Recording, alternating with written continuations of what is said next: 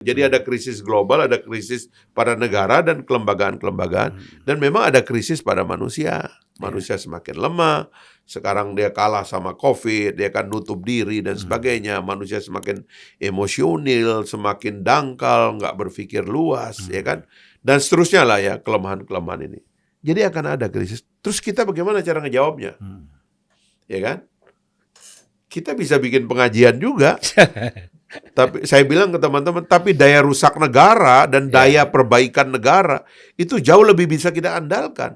Maka kita membuat partai politik. Dulu saya pernah mengharapkan PKS yang melakukan itu, cuman PKS sudah kena krisis. Bayangkan kalau ya saya nggak mau ngomong tentang orang lain, tapi feodalismenya dahsyat itu, ya kan? Ada kelompok tertentu yang tidak mungkin salah, yang tidak bisa dikritik, yang tidak bisa didekati dengan cara yang rasional, ya kan? Nah, akhirnya berdirilah kita. Karena sekali lagi kita nggak membaca ini ada krisis di satu tempat saja, tapi di semuanya. Maka kita siapkan partai politik. Kita nyiapkan teman-teman. Kita nulis buku akhirnya. Pak Anies itu nulis Gelombang Sejarah, gitu.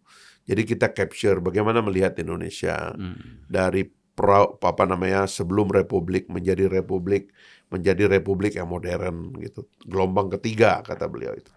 Lalu kita membuat buku namanya Arah Baru. Bagaimana kita men-set up strategi baru bangsa kita supaya kita tidak terjebak dengan isu lama. Itu untuk dibagi keluar atau? Jadi buku kita bagi keluar. Ya. Kita belum dapat unpacking. Nanti kita kirim paketnya. Saya sendiri ada 13 buku yang saya buat.